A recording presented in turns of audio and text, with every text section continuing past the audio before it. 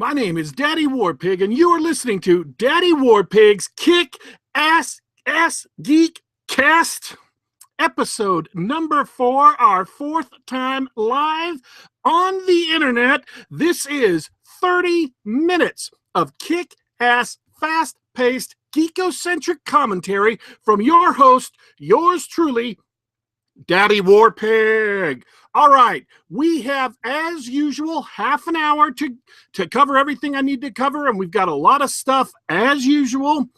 Gamergate is 10,000 different people or more fighting on 10,000 different fights. So, of course, there's always going to be a lot of stuff to talk about, and some of that I'm just going to have to push to the side. Apologies if I don't cover everything you want to listen to. I really, really, really wish I could. So, today, the first thing that we got to talk about today is an apology from me, your host, to you, the audience. Yesterday, I made a statement at the very, very end of the show. A statement that regrettably turned out to be mistaken.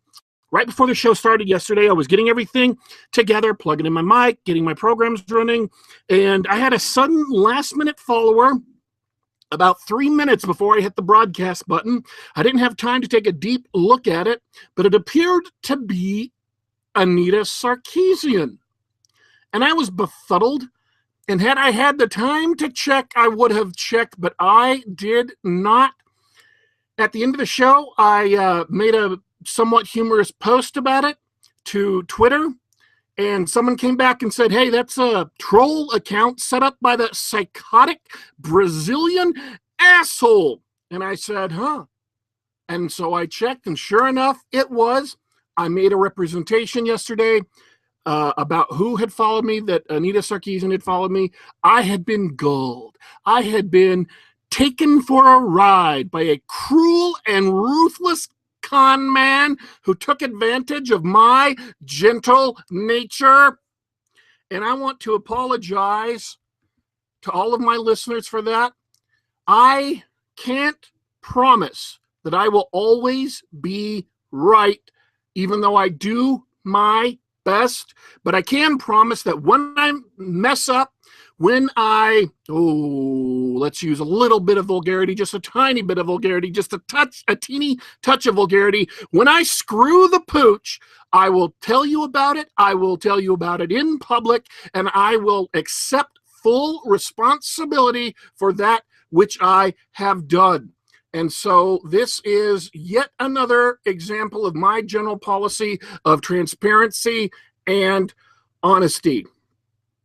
With that out of the way, let's say this: the Kick-Ass Geek Cast, half an hour of awesome geek-ocentric commentary from your incredible host, is now a daily show every weekday from 8 to 8:30 p.m. Eastern Time.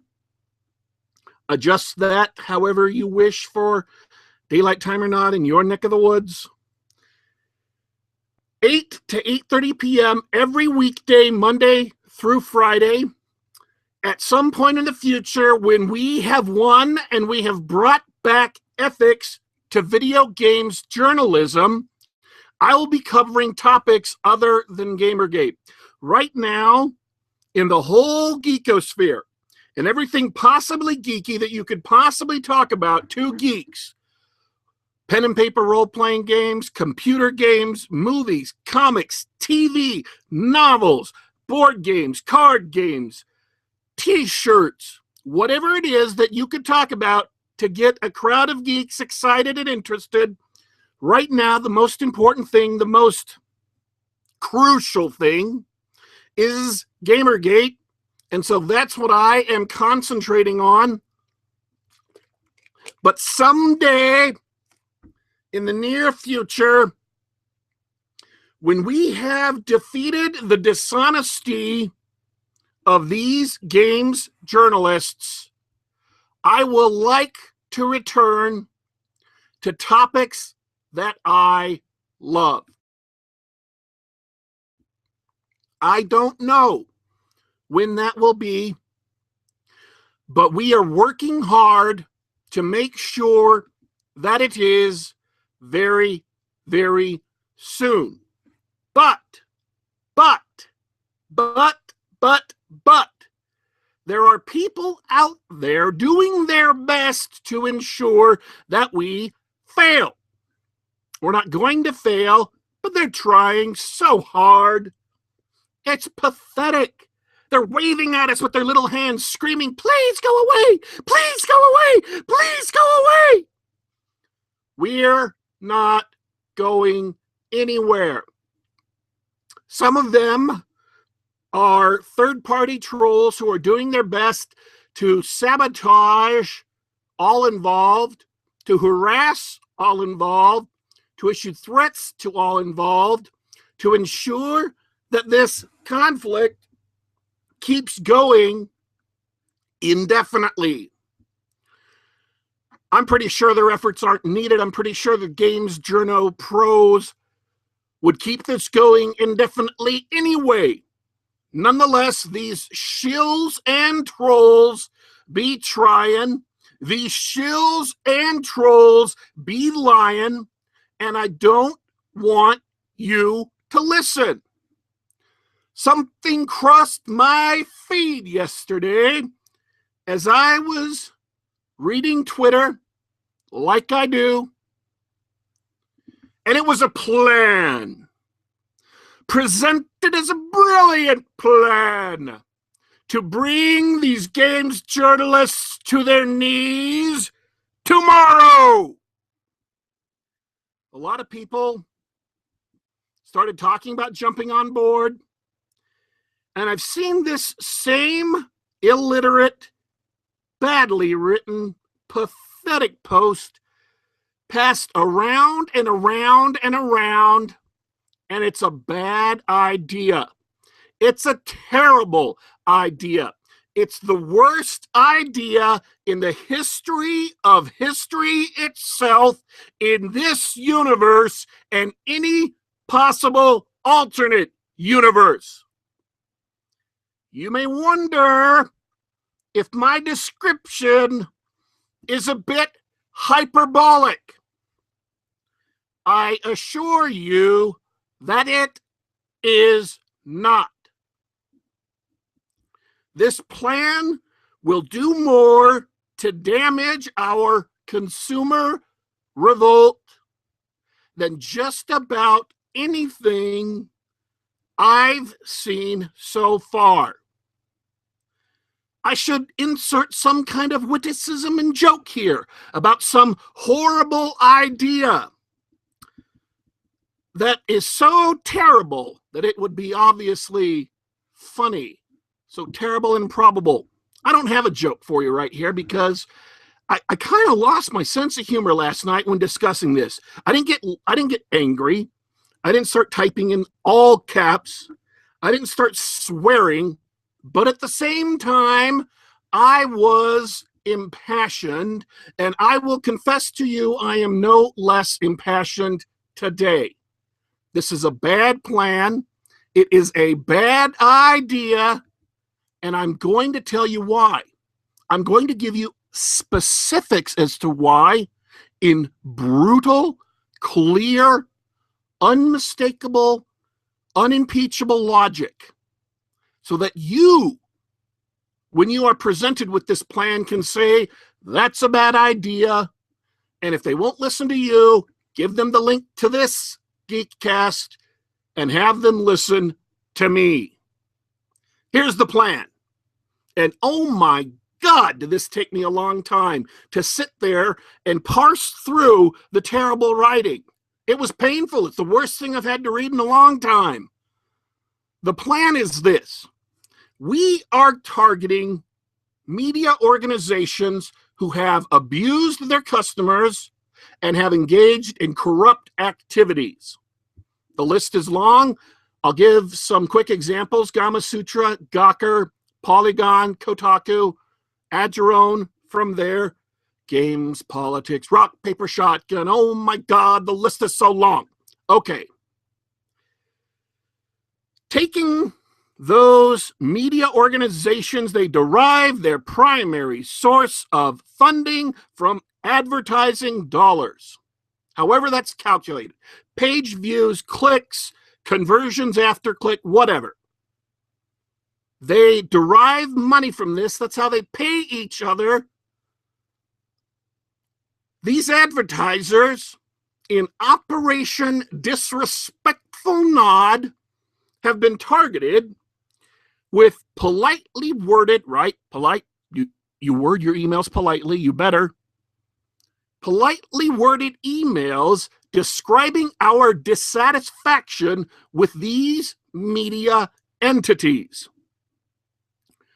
Some of whom, the advertisers, pull their advertising campaigns, thus removing money from corrupt journalists' pockets. This works. It's been done before. It's simple and it's clear. This makes sense. This is the most critical and key part of everything we do. If we do not do this on a consistent basis, we will fail. If we do this on a consistent basis, we will win. We cannot allow this effort to be sabotaged, and that's exactly what this idiotic proposal does.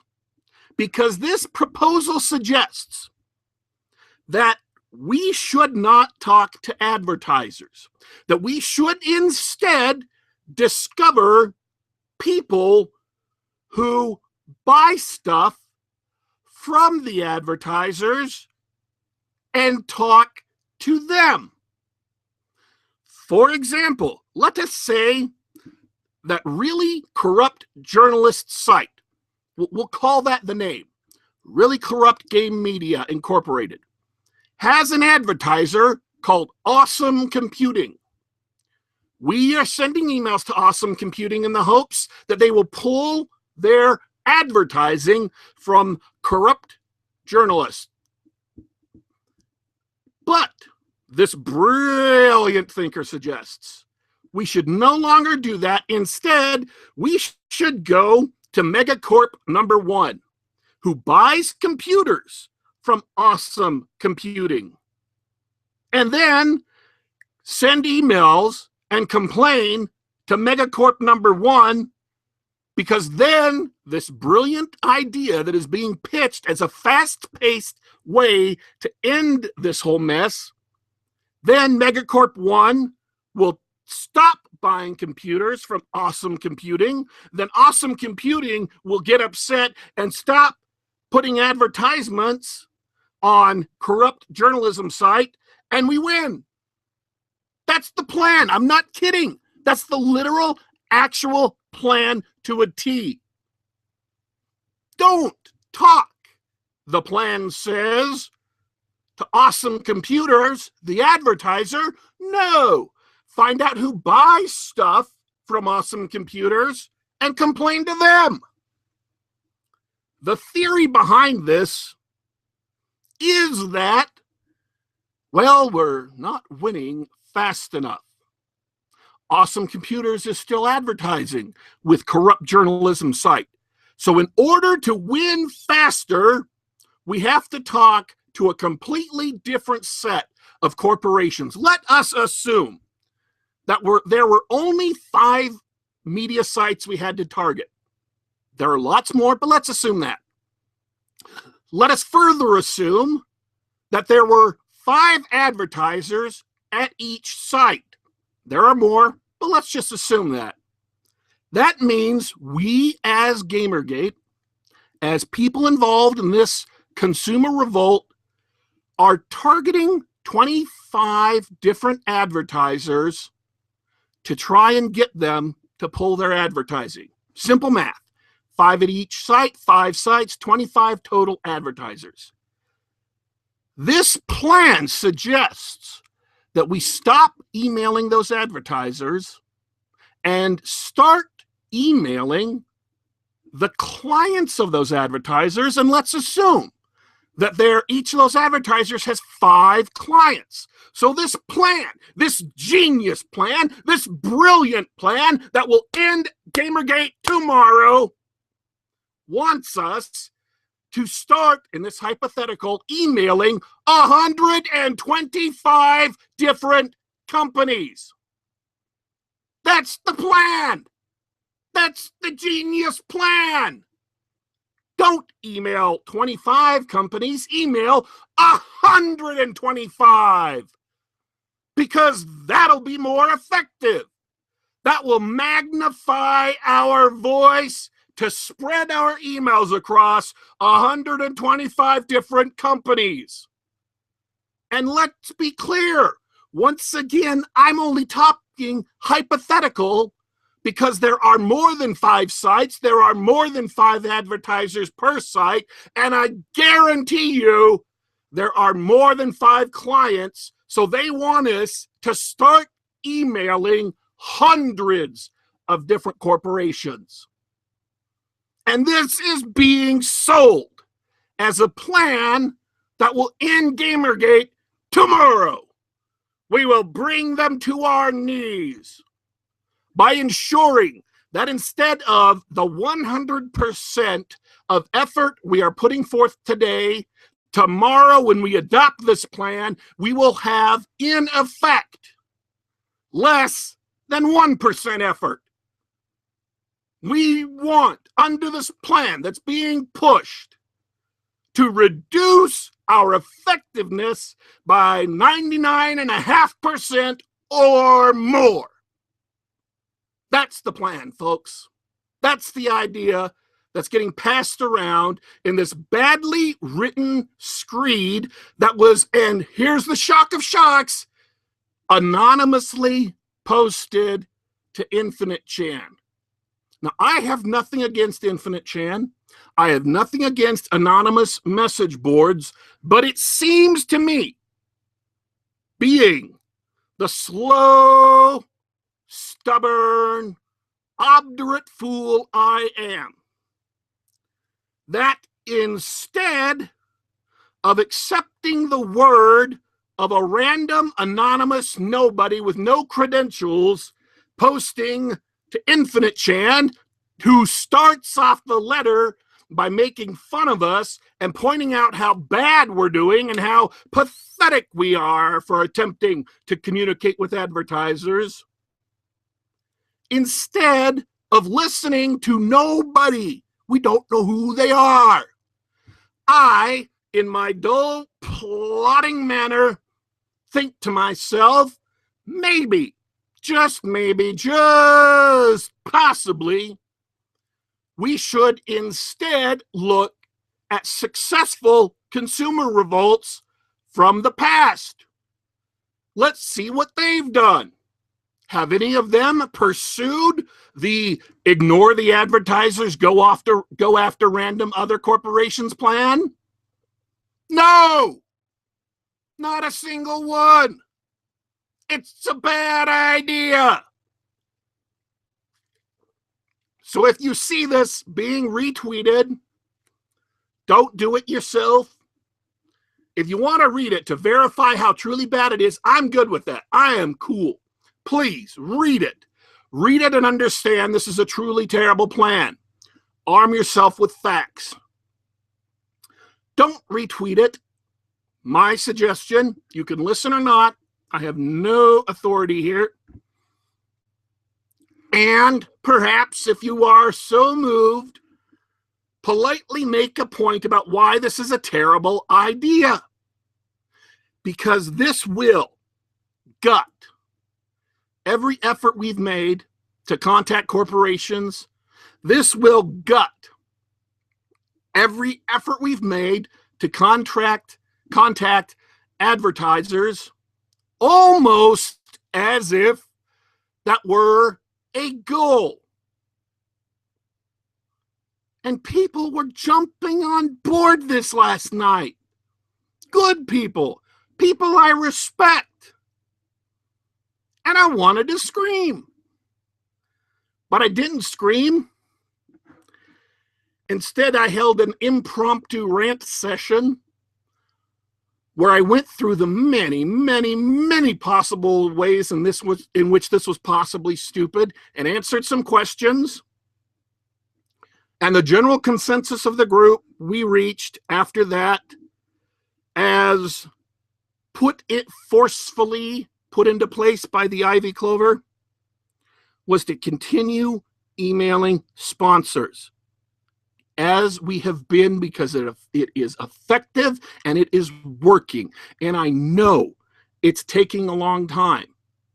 We started at the top with the source of the problem, the games journalists, and had they listened to us, we would not have to do this. They chose not to listen to us. They chose to be arrogant. They chose to assault and insult their readers, their customers, their fans. And so we had to take a step back and go to the advertisers, because we got kicked in the teeth by the media, by these journalists. But emailing the advertisers puts financial pressure on them. It is a smart idea, and it is working.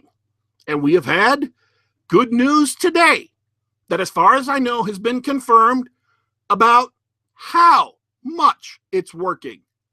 Because today, Adobe pulled out of Gawker not just Kotaku, which is the gaming site, but all of Gawker, all of those sleazy sites associated with the Gawker Media brand. They pulled out. This is and this is the thing. They announced it on their official Twitter account. We do not want to be associated with bullying. We're pulling advertising from Gawker. That's a pretty public dissociation from a corporation. And as was pointed out also earlier today, Gawker has a list of all of its media sites, Jezebel, all of those, Valleywag, whatever. And on this list, if you subscribe to this list, you'll get the tweets from each of these sites. It has a list of all of its media properties. Wait, nope, not quite. There's one missing from its list. There's one of its media properties that isn't included in this list of proud sites that Gawker is boasting that it founded and runs and owns and loves and pays the bills for. Would you care to guess? Go ahead. Guess. Guess which site was, as of earlier today, missing from its list? Oh, yeah. It's Kotaku. Kotaku's gone. Kotaku's been yanked. It's out of there. I don't know if this was a mistake or if this was a permanent move, because Gawker is the ones who also deleted the link to where you could see who their advertisers were, because they are desperately trying to protect their advertising contracts from, I don't know why. I can't think of a single thing that has impacted Gawker's advertising clientele negatively. I mean, we have been emailing Gawker's advertisers, but it's not like Adobe pulled out other than today. It's not like BMW pulled out on, I think, Wednesday, Friday. It's not like Mercedes-Benz pulled out. I mean, it's not like they're losing advertisers right and left and hemorrhaging money all in the name of corrupt games journalism. I don't get it either. Does not make sense to me. And I've had discussions with people, and I sit down and I explain to them, look, when these people who are journalists for Gawker, when these people who are journalists from Kotaku, 99% of the time, they on social media, including Twitter. They send and receive tweets from people whose politics are exactly the same as theirs, whose cultural background is exactly the same as theirs, whose view of the world is exactly the same as theirs. They are about as diverse and vibrant a group as a Klan meeting, okay? They are about as diverse and vibrant a group as a pile of white crayons, all right? There is nothing in their worldview that challenges any of their assumptions or beliefs. And I have myself been involved in these conversations. These are true. These are true facts. And I have tried to explain them to people, but still in the back of my mind, I am stunned. I am shocked. I cannot believe a company and a site is waging war against its fans. What the hell? I mean, seriously, what are you doing? I run a geek blog, Daddy Warpig's House of Geekery, daddywarpig.wordpress.com if you're interested. I put up a post every day of something neat, something interesting, something funny, something I think geeks will like. They can get in, read it, get out, kind of like this show. And I have in the past linked to Kotaku any number of times because they had interesting things to say or were talking about a subject I was interested in. Not anymore. Not anymore. And I'm not sending millions of people to Kotaku. So my particular boycott of their site might not be absolutely obvious in their bottom line, but I'm not the only one. There are tens of thousands of people doing the exact same thing, and oh yeah, targeting their advertisers. So they're losing indirectly because we're not reading, we're not clicking, or if we are, we're doing it through a site that denies them ad revenue. We're using ad block or something, right? That's what we're doing, using ad block, people. Yeah, ad block. Privacy Badger too from the EFF. Both of those are good things. Look them up, use them. Whitelist, great sites like the Ralph Retort. Blacklist, Kotaku. We don't want to see any ads on Kotaku or any Gawker media site. And that's just the indirect effect of Gamergate.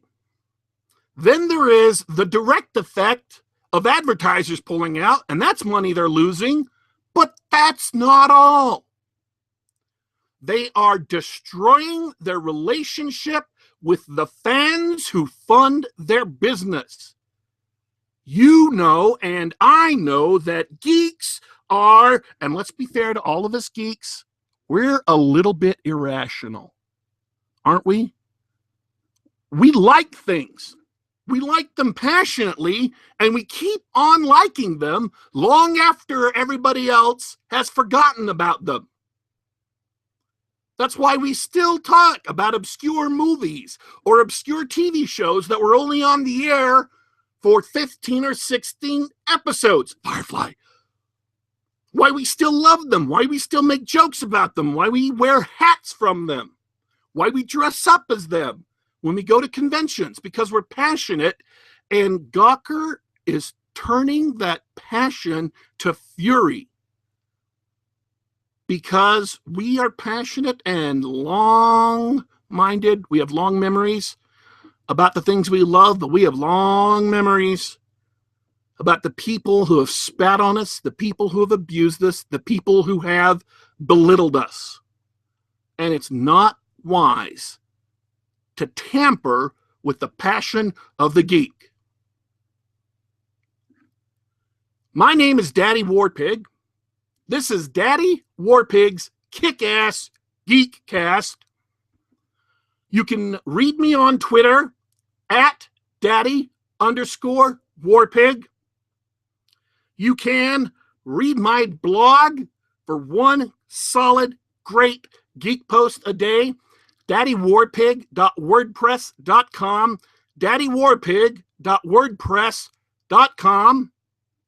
You can email me with questions, concerns, comments, things you think I ought to talk about, daddy.warpig@yahoo.com. I hope you're seeing the commonality here.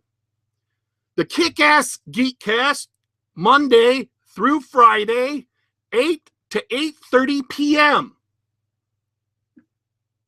Half an hour of high-energy, kick-ass, geek-centric talk. I am your host, signing off for tonight. I will be back.